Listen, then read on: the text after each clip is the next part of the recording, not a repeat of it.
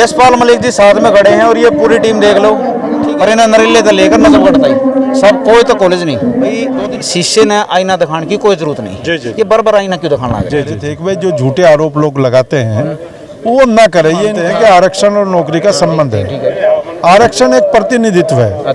हर पद पे ओबीसी की सीटें हैं। जितने भी निकाय चुनाव होते हैं, जो मेयर बनते हैं, जो चेयरमैन बनते हैं, जो काउंसलर बनते हैं, सब जगह चुनाव है। तो वहाँ प्रतिनिधित्व क्यों नहीं चाहिए भाई हमें। जहाँ निजीकरण हुआ है पूरी दुनिया में प्रशासनिक व्यवस्था चलाने वाले सरकार के ही लोग होते हैं। तो वो आरक्षण 2014 में मिला और वो भेंट चढ़ गया।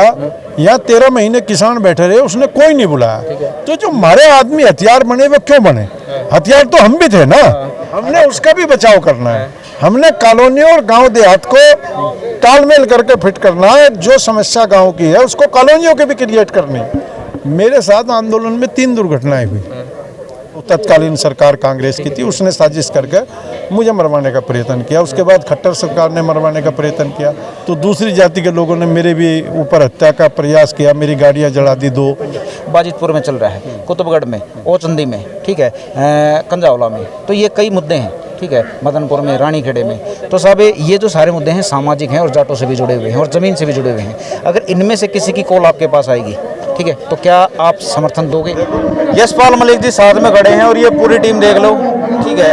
ये है जाट महासभा एणकूदना मोड़ पे जो, ठीक है, बात करते हैं। यशपाल जी नमस्कार। जी जी जी। अच्छा साहब, मैं रविंद्र डवास, ठीक है, सौदा गांव से। जी जी। पहले तो आपको बता दूं कि हमारे दौरे आ रहे हो आप। अच्छा साहब, छोटी हमारी समस्या है, फिर टाइम लगट जाएगा, आप खाओ लीजिए। आपके पीछे पूरा समाज है। दिल्ली देहात के 80-90 गाँव है, पर इन्हें नरेले तो लेकर नजर कटता ही सब, कोई तो कॉलेज नहीं।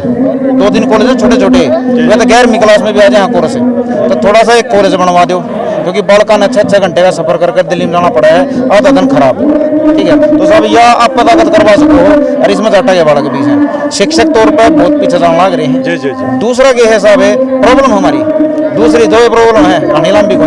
दूसरा क्या है, गाँव के लाभ खेलने की जो जगह है वे खत्म होती जाना लग रही है। डीडीए ने कब्जे कर लिए। तो हमारे जो जाटा के वाड़क लगा लो, खेल कूद मार के जाएंगे, जब बदनामा होगा तो वहाँ पे उनको, ठीक है, शारीरिक तौर पे कमजोर करा जाने लग रहा है। तो सब इनके बारे में विचार जरूर करियो। और ईब आ जाओ आप इंटरव्यू पे, ठीक है, ईब इंटरव्यू पे आ जाओ। अच्छा साहब, आप मंच पे थे, ठीक है, काफी आदमी थे जो बार बार आपका नाम लेके देखो थे भाई साहब, आरोप मत लगाओ, आरोप मत लगाओ, आरोप मत लगाओ, ठीक है। हम सिर्फ लग रहे हैं, ठीक है भाई। शीशे ने आईना दिखाने की कोई जरूरत नहीं, ये बार आईना क्यों दिखाना लगे। जी जी जी। देखिए क्या है, जब भी कोई सामाजिक कार्य करता है, राजनीतिक कार्य करता है, कोई भी कार्य हो, जो भी आदमी कर रहा, उसके खिलाफ लोग जो भी बोलेंगे तो उस पर आरोप प्रत्यारोप लगाते हैं। और उनके जो साथी होते हैं वो उसकी सफाई देते हैं, वो खुद भी उसकी सफाई देते हैं। तो इसी क्रम में सब लोग कह रहे थे कि भाई जो झूठे आरोप लोग लगाते हैं वो ना करें। ये इनका मेरे साथ काम किया, जो 15 साल रहा, वो मेरे बारे में जानता है। तो इसी तरह की बातें वो कह रहे थे। जी जी जी। अच्छा साहब, दूसरी चीज़, मेन मुद्दा था आरक्षण का। जी जी। ज़्यादातर निजीकरण हो चुका है। जी जी। हर एक नौकरी में, ठीक है, हर एक सिस्टम में, ठीक है। तो साहब आरक्षण, मैं पूछ रहा हूँ, आरक्षण बचा है? देखिए, आप आरक्षण को नौकरी मान रहे हैं, आप आरक्षण को मान रहे हैं नौकरी। जो ज़्यादातर पत्रकार देश में मानते हैं कि आरक्षण और नौकरी का संबंध है। आरक्षण एक प्रतिनिधित्व है, वो हर जगह है। वो शिक्षा में भी है। शिक्षा में तो आरक्षण चाहिए, कॉलेज तो बंद नहीं हुए। बिल्कुल। जब आप 60 कॉलेज खुलवाओगे तो उनमें भी आरक्षण चाहिए। आपको क्षेत्र में रहोगे तो आप चाहिए। हमारा सवाल यहाँ से शिक्षा में। दूसरा, राजनीतिक भी आरक्षण है।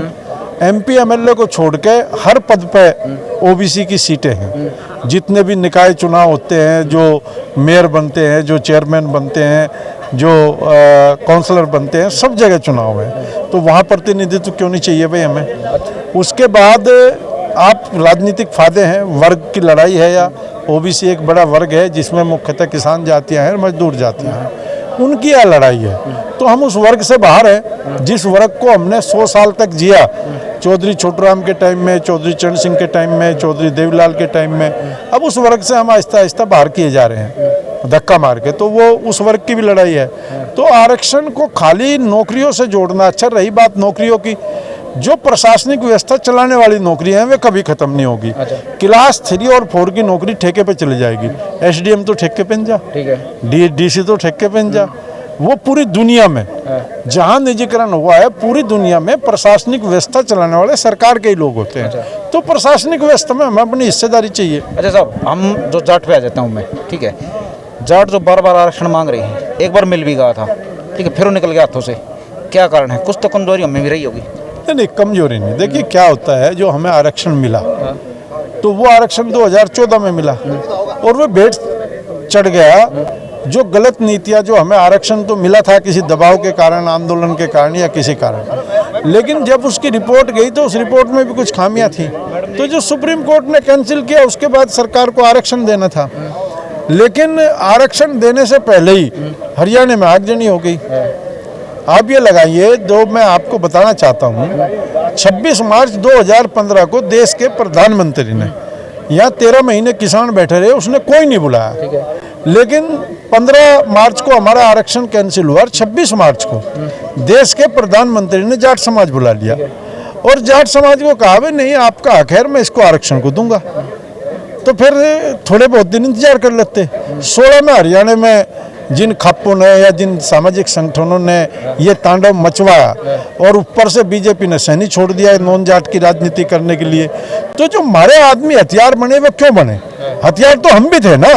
अगर हम कोई हमें गाली दे रहा है और हम जाके थप्पड़ मारने का प्रयास कर रहे हैं तो उसने हमें उकसा लिया, हमारे कमजोरी का फायदा उठा लिया, उसने हमें गुस्सा दिला दिया।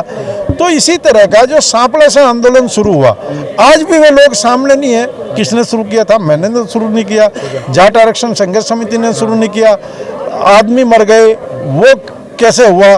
तो मेरा ये कहने का मतलब है कि जिस तरह से हमारा समाज असंगठित था, और क्योंकि आंदोलन तो हरियाणा में 2006 से लेकर 14 तक चला, रिजर्वेशन मिला, 15 में रोहतक झज्जर को क्या जरूरत थी, आरक्षण चाहिए था।